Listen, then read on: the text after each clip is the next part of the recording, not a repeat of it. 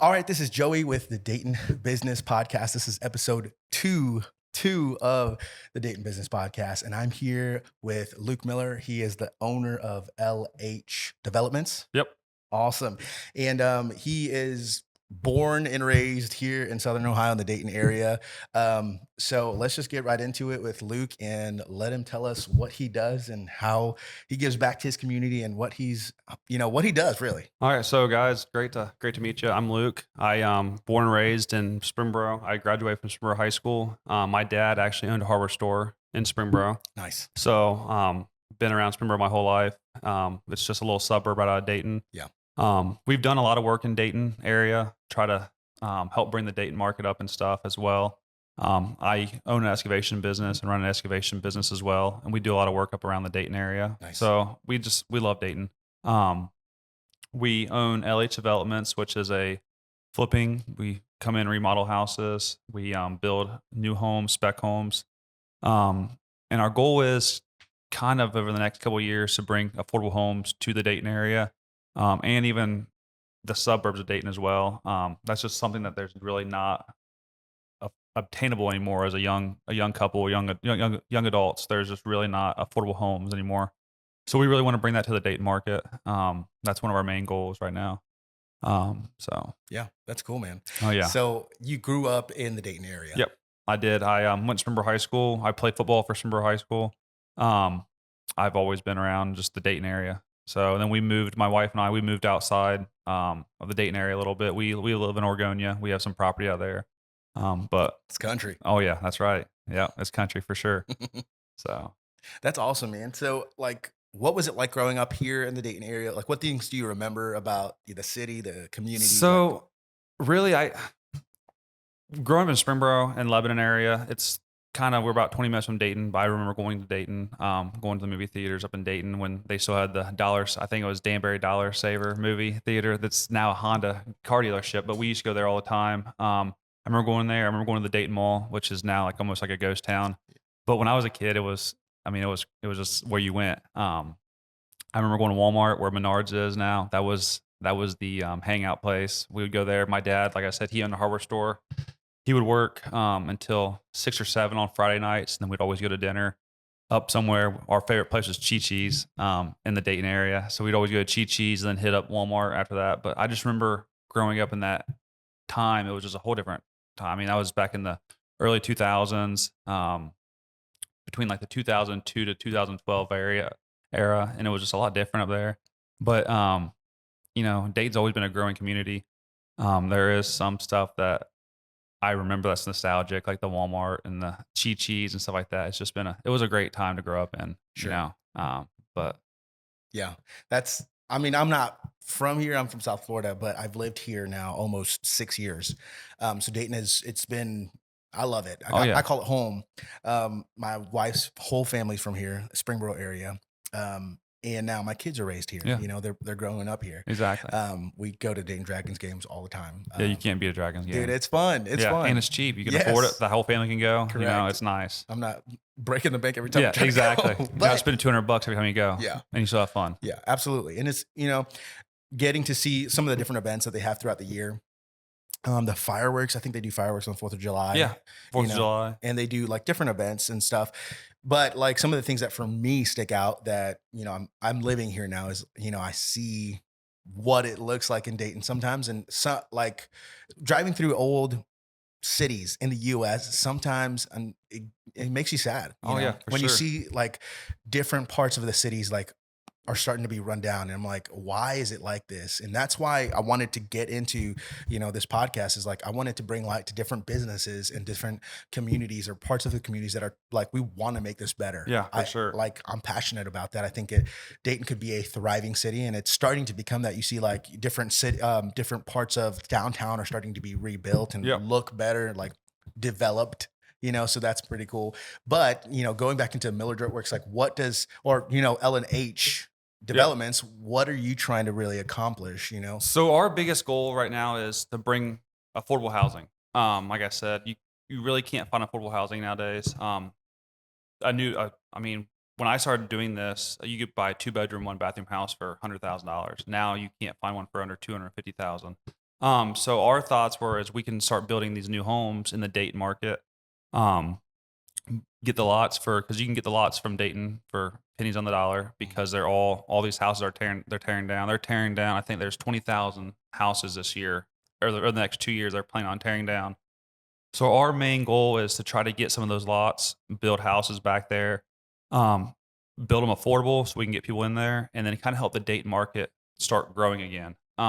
As you drive through Dayton, I mean, it's every corner you see a house falling down, a house boarded up, and that's our goal is to I'm just a little guy in this whole thing, Sure. but I want to help myself, and I know other developers. I know Bill Sims that they're trying to build a lot of houses up. They're trying to bring up a lot of affordable houses up there as well.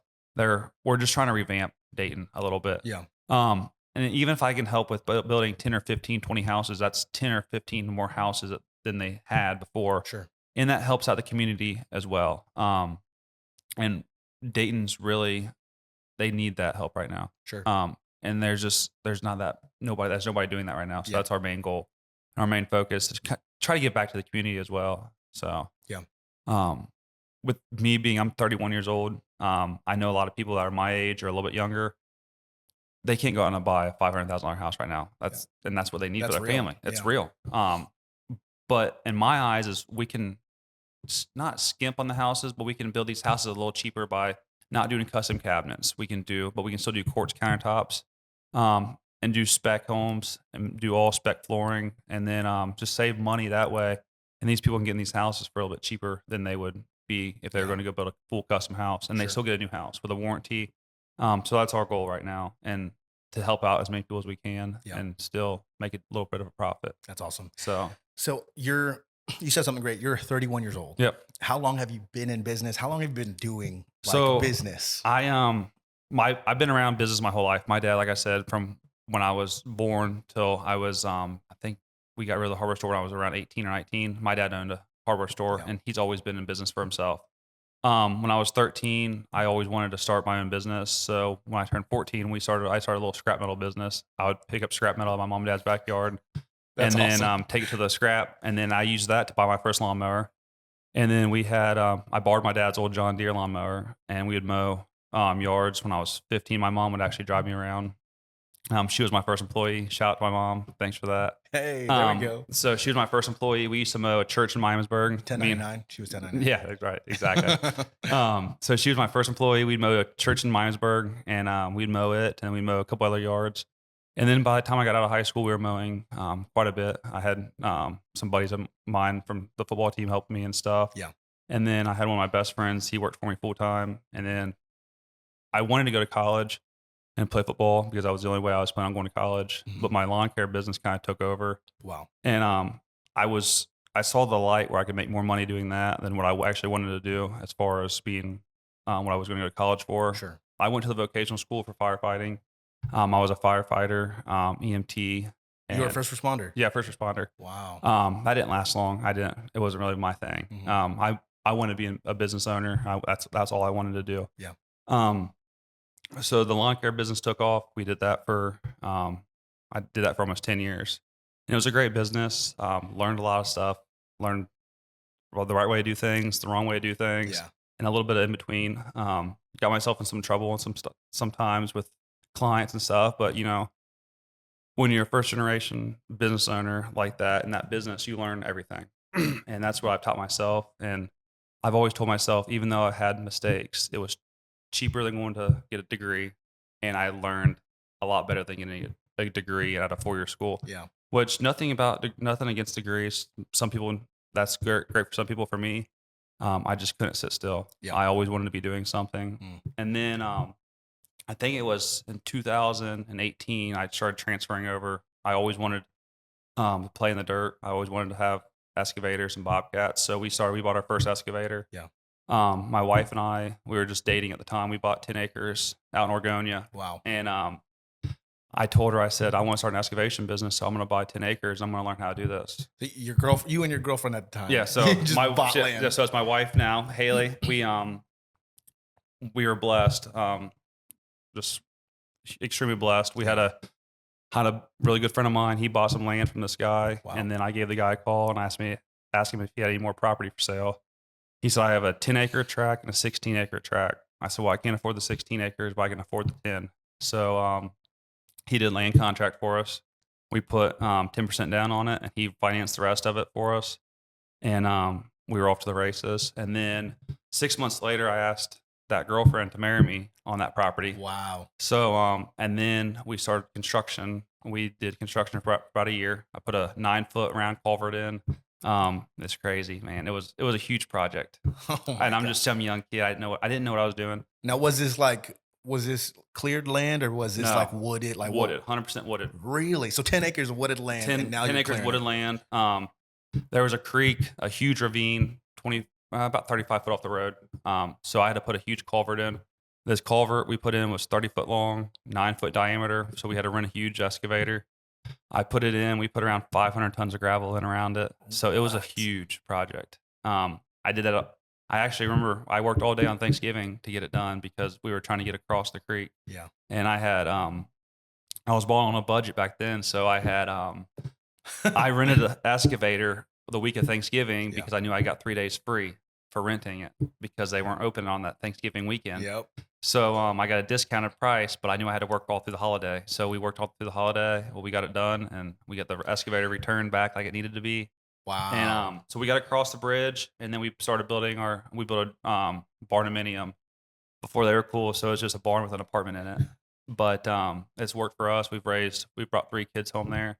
We have 3 little kids there now, and we'll Yeah. build our dream house when the time's right. Dude. So, but Like, that's crazy to me. I mean, that's a different kind of hustle right there. oh yeah, it's always been hustle. We've always had to just hustle and Yeah. grind it out. And I think a lot of people don't understand, like, it's being a business owner. It's not just pretty. It's not just, it's a hustle. Yeah. If you really want to be successful, if you really want to do it well and, make it, like, you have to grind. Yeah. There's going to be a level of grind. Of course, there's going to be, you're going to get to a point where you can delegate and get employees and make it happen.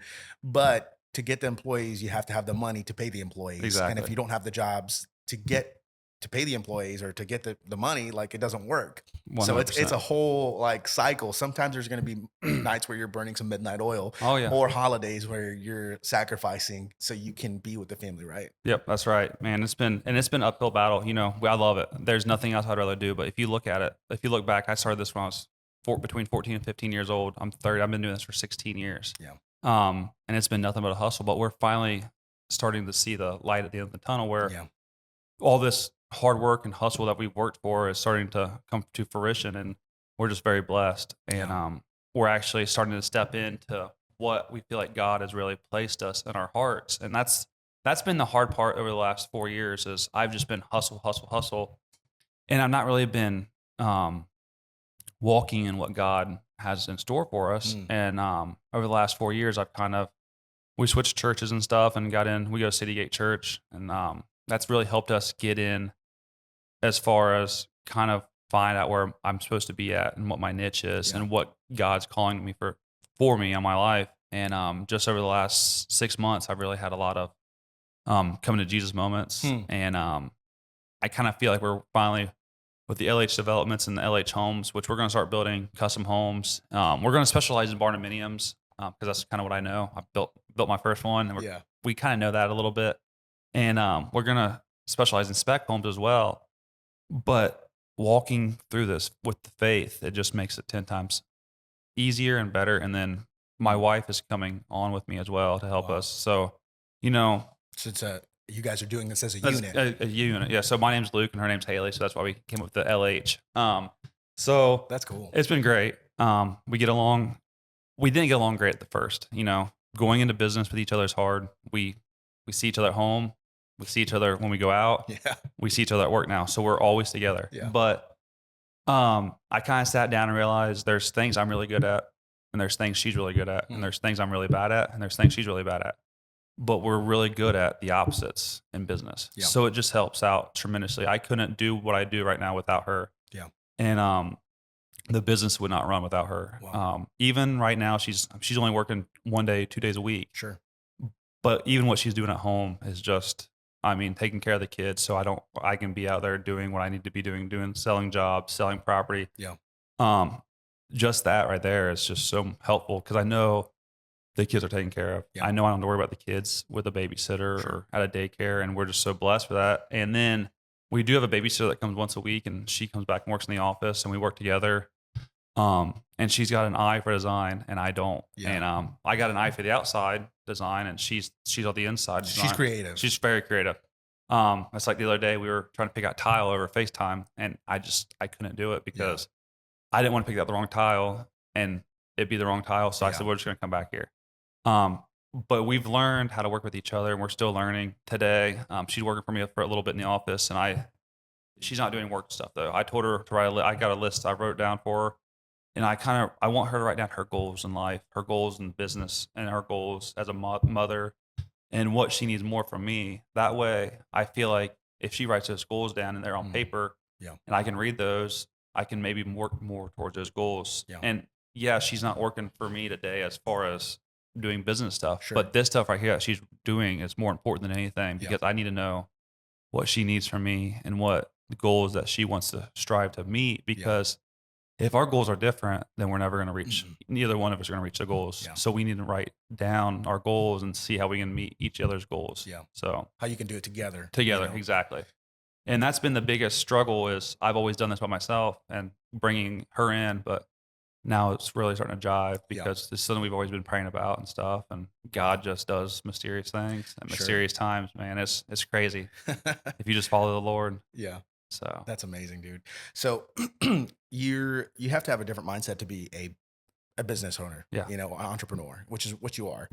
Yeah. So like, tell me a little bit about the mindset that you've had to, I mean, you've done it since you were 14, so it already is a little bit different. But for somebody who's trying to get into doing business, who's in a 9-to-5 or has been in a 9-to-5, what does that look like? Is it like just quitting cold turkey and going into your business, or do you have to do you think laying some foundation while you're working, while you're doing your 9-to-5, laying foundation outside of that? Is that? So it all depends on what you do. As far as your side business, I feel like, as far as like an excavation business type standpoint, I feel like if you're going to start an excavation business, you just jump all in. The reason I say that is because you can land some good jobs. You can rent machines to get yourself going. And I feel like when you're not working and you're not working out in the field, you can be on Facebook, Twitter, all these things, just taking all your Instagram photos, posting everything. And what that does is it gets you work. At the end of the day, if you're on every community page, you're typing out stuff.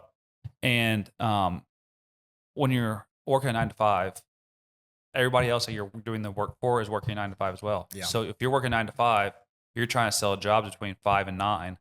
Those guys are already home. They don't want to talk to you. So you're really limiting yourself. Where if you go into the real estate market, like we also do real estate and we flip houses, that I feel like you can keep a 9-to-5 job, flip a couple of houses, get under your belt, learn. Because I'm going to tell you right now, your budget on a flip, if your first, second, and third flip, you're not going to be on budget. Wow. I learned that. I mean, I sit down and I budget myself, and I think we're going to be right here. But some things come under budget, but some things blow up my budget out of the water. Yeah. We bought a house last year that I thought we were going to have $100,000 in it, and we had $150,000 in it. Whoa. But we were very blessed because the housing market, through that renovation, the housing market went up quite a bit. So we sold that house for $50,000 more than I thought we were going to. Yeah, so it covered it. But what happens is when you're doing this as a career, and you got to have some money. Yeah. So when you're working your 9-to-5, you got to keep that 9-to-5 coming in because your family's got to eat. Yeah. You got to keep paying your mortgage. That stuff doesn't go away. Yeah. So in my eyes, keep your 9-to-5 if you're going to do your real estate for at least a year. And that way you can kind of learn. There's so much to real estate. Yeah. I've been doing this for 2.5 years. I don't know everything. Believe me, I don't know even close to half of it, what you need to know.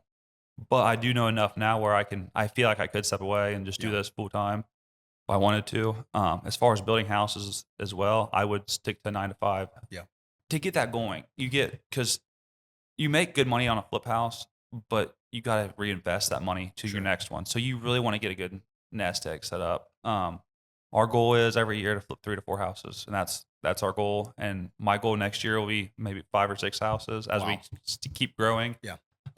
Because right now we're just in that growing phase where you're getting You're getting your contractors. You're getting your all your people lined up. You're learning how to work as a team. Mm.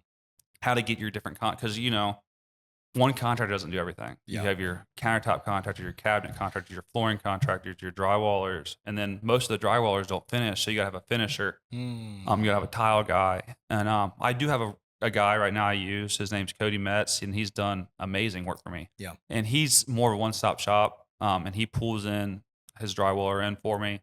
He pulls his finisher in for me, so he kind of takes some of the stress away from me. Mm-hmm. But it's taken me 2.5 years to find him. Yeah. So that's what when you first start out in this year, I mean, there was nights that me and Haley would load the kids up and go to Home Depot at 8 o'clock at night and shop till 9:30, fill and get tile, Really? grout, yeah, and vanities. There'd be times we'd push out 3 or 4 carts and load my dump trailer up full of stuff, and take it back to my office, and then the next morning I'd go unload it before the guys would get there. Dang. Just to make it work because that's just what you have to do. Because these contractors don't pick the materials out, and if they do, they don't pick out the stuff you Yeah. want. Yeah. They pick out the cheap stuff, and which is fine. But when you're trying to flip a house, and we're not, I don't consider us flippers. I consider us we do home renovations because our houses are not flip houses. They're done right. We don't skimp on anything. If it needs redone, we redo it. We just did it. We have a house over in Lebanon right now that we probably didn't have to, but we went ahead and jacked the floor up.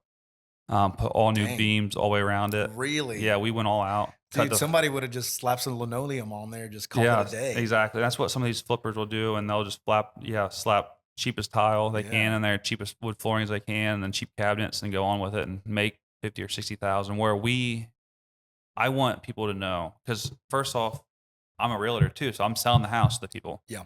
I want them to know we gave them a good house. Yeah. And for my family, I have 3 kids that mean the world to me. I would not want to put my 3 kids in a house that was unsafe or anything, so why to somebody else? Because we skimped on it so we can make more money. Yeah. Money's great, and that's part of the name of the game in the business. Sure. But at the end of the day, my name is on these flips, and that's what we want. We want that to be known, and that's why when we build these houses we're building 3 houses in Lebanon up by the YMCA. Mm-hmm. When we build these houses, we're going to build them the right way. We're not going to build a cheap spec home. We're going to build a spec home that's good, that people are going to get a good quality, so they know 10 years down the road when they want to build a custom home or build another house, they can come call us and we'll build them another house. Wow. So this isn't just one of those games where you just do it for 2 or 3 years and you go do something else. I want 10, 20, 30 years down the road, these houses still being good. I mean, I'm building them in the community I live in, and I want to be able to drive by them and see that they look nice. Yeah. So, if there was 3 tips you could give to someone, what would be your 3? Like, these are my 3 tips for a business owner. That's if you need a mindset shift, this is what I'm telling you. That's a hard one. 3 questions or three tips. First is just jumping into it. Don't wait. You wait 1 year, you're still going to wish you would have done it a year, but you're still going to do it now. So you might as well just do it now. Okay. And rip the Band-Aid off and do it. That's my biggest tip, because I hear people say all the time, yeah, I'm thinking about starting a business, but it's going to be about a year or 2. My thing is start now. Whether you are doing it now actively, or if you're just telling people about it, at least you're getting your name out there. Get that LLC file, get going on it. Because I mean, right now is the time to do anything. Because if you wait a year, you're 1 year longer prolonged. And then second is it's not about what you know, it's about who you know. That's my biggest. I've heard other people on podcasts say the opposite. On my thing, I feel like who you know is all about it, because I know some really, really great guys that have helped me through this. And if I didn't know them, I would not be where I am today. That being said, I don't need to know everything. I need to know how to get the guys to the job. I need to know how to manage the job. I need to know who's doing what, but I don't need to go out there and know how to do the countertop. I need to know how to do the tile. So with that being said, I feel like it's all about who you know. And same with an investor standpoint. You want to know your investors. You want to know who you're speaking with. You want to know what you're talking about as well when you're talking about these houses. And then number 3 would be just don't give up. There's gonna be hard days in it. There's gonna be days where you want to give up. I mean, 3 weeks ago, I told my wife, I said, "Is this what we should be doing?" And we just start praying about it, and just It's all I know. Mm. So that's what I'm going to keep doing this. But there's hard days in it. There's days where you want to give up. There's days where you love what you do, and then there's all kinds of different things. But my number one would actually probably be is make sure you have the Lord in it too, Yeah. because that's our biggest thing. Sure. Your second one that you said, Yeah. it's not what you know, it's who you know. That's really big for me. I think it's really important. I've heard this saying a couple times in, different master class things I've been in or a part of and mastermind groups. And one of them that really stuck out to me is not, your net worth is only as big as your network. Yep. So Exactly. like if you want to have a $10 million net worth or $100 million net worth, do you know $100 million people? Yeah. Do Exactly. do you know those people? And not that it's about money, but if you want to reach that goal and you're surrounded with $50,000 people all day, You're not going they're to. going to have a $50,000 mindset. And that's the thing. And and what you were talking about the 9 to 5, and people that want to get out and branch out. Those people that are in that 9 to 5, they need to be hanging out with business owners. Mhm. Whether they're a business owner right now or not, if they want to be a business owner, they need to be hanging out with business owners. Because nothing against 9 to 5 people. I have I have a couple of friends that do that, plenty of friends, but I have lots of friends and lots of partners that are business owners, investors. That's who I hang out with, the investors and the business owners, because I want to be around that like-minded. Everything that we talk about is about business and how we can help each other, and that's what I want to be around, that culture. Like you said, the mindset of millionaire mindset, 10 million, 20 million, 50 million.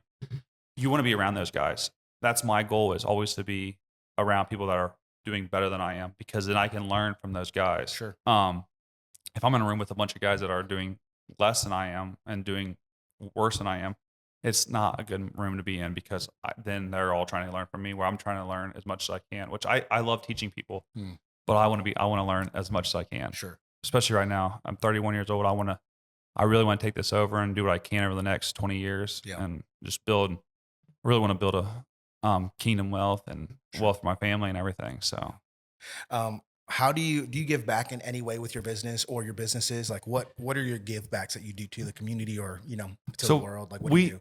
We help out the church a lot. We give a lot to the church. We give back quite a bit. And I feel like our biggest give back will be coming up is, trying to give affordable housing. But my biggest goal, which we haven't reached it yet, but I want to build a dream center, just like LA's dream center. I want to build a dream center. I know they have one in Dayton already, but I want to build something along those lines. I want to help other churches, help people get off the streets, because I think that's just great. Another goal of mine is every house we build and sell, I want to keep a percentage of that. And once we reach enough on that percentage that we keep back, build one house for free. Wow. And give that to a local church, or give it to a local, anybody really that needs help locally. But that house, I want it to be fully furnished. I want toothbrushes, toothpaste, towels, everything. So when a single mom falls on hard times, that she can go live there for 6 months to a year, or however long she needs to get back on her feet. Now, I don't want them to live there forever. I want them to get back on their feet, but I want this to be it's like a Ronald McDonald house. A helping point for them to get back on their feet. Sure. That's been my goal for the last 2 years, and we will achieve that goal. It just depends. I don't know when, but we will achieve that goal, and that will be me giving back as much as I can, because I want to help as many people as I can, because I've always been blessed to not be in that situation, but I see people that are in that situation, and I would love to help people that are in that situation, because we've not always been where we are right now. We've been hurting before and stuff, and struggled, and to have somebody to help, that'd be great. Yeah. So that's awesome. Our biggest goal. And then affordable housing, man. It's sad because it's real. It is, because you're getting these houses that people can't afford, and then they're going to rent houses, and they're paying more for rent than they are. So then the saddest thing I see is when people have to figure out if they want to pay rent or buy food, and they got kids and everything, and it makes it hard. Yeah. So that's where our goal is try to build affordable houses. Now, they're not going to be the cheapest houses, but they're going to be affordable for people. There's no reason right now that husband and wife working can't afford a house. Yeah. but it's how it is. It's the real deal Yeah. right now. It's the way we're in right now. It's a place we live in currently, unfortunate, but Yeah. that's awesome, man. How does someone get in touch with you guys if they want to get their house built or if they So want some help or if just, they want to get in touch with us, they can reach out to us via Facebook. I'll give you guys my Facebook login or my Facebook thing. you're going to give us your Facebook login. No. So I can hop on. Just Yeah, there you go. Keep your ears open. And I'll give you my phone number and then my wife's phone number as well. So we can find you on Facebook, Yep. your phone number. Yeah, Instagram. And then after talking to you a little bit ago, we're going to start a YouTube channel now There too, we go. I think. So, There we go. every way we can to get out Sure. and help Yeah. with people. I mean, I'm always open to that. That's awesome. Right now we're trying to figure out where we're going to go as far as the home building, how many houses we're going to build per year. Okay. My wife's actually meeting with my father-in-law right now. I don't know what time it is, but they're supposed to be meeting around 11. So we're going to try to bring him on and have him help us a little bit. Wow. He's 73, so he's retired, so he's looking for something to do, but he's always been around the commercial construction.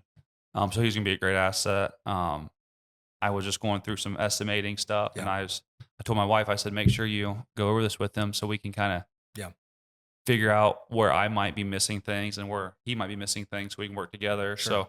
So, it's just going to be a great opportunity for people to right now to get a hold of us. We can build their houses. We can do remodeling, and we're actually I have a meeting at 2:00 today. We're looking at starting doing a little bit of roofing business and some gutters and downspouts too. Yeah. Mainly because I just want to be in the full on home stuff. And the excavation business is great too, but I'm getting up there in age. I'm 31 and my back's starting to feel it. So we're trying to phase our way into just doing this kind of stuff. Awesome, man. Well, so we can reach out to you on Facebook, Instagram, phone number. Yep. Which I will link. I'll put like a phone number and link and all these things in the description. So if you need to find it, you can find it in the description. But also probably Facebook or Instagram are great ways to reach out to L and H. It's LH. LH Developments and LH Homes. LH. So LH Homes is our building business, and LH Developments is our developmental business where we buy tracts of land and then build houses on those. Perfect. And then our flipping business as well is called LH Developments. So that's where. And if you're looking for nice little houses in Lebanon, we got 2 coming on the market here soon. There we go. That's right. Well, dude, thank you for being on. Thank you. I love it. I appreciate having you on here. So if you are a local Dayton native or business owner, entrepreneur, and you'd like to be on this podcast, again, feel free to just message us on Instagram or send us email, shoot us an email. Our email is located on, I think the bio of our Instagram. It's Dayton Business Podcast at highresmediallc.com. I know it is a little bit long and I apologize, but that's the easiest way to reach us right now. Or just message us on Instagram. We'd love to have you on. And this was Dayton Business Podcast with LH Developments. That's right. And again, thank you for being on here. Thanks, Joey. I appreciate it, man. Yeah.